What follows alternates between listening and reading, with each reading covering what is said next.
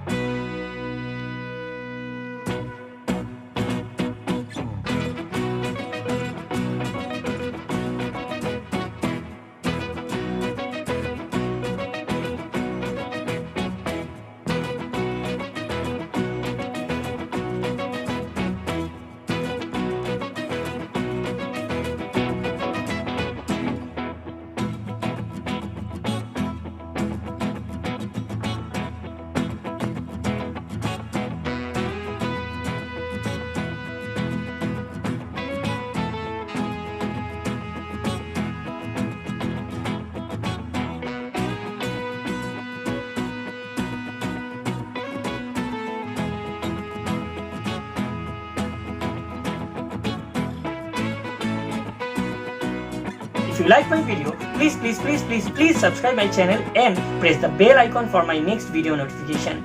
If you missed my previous video, then go to the description box for the link of my last video. I promise you that I will come up with my next video on the next week. Till then, stay at home, stay safe. Thank you.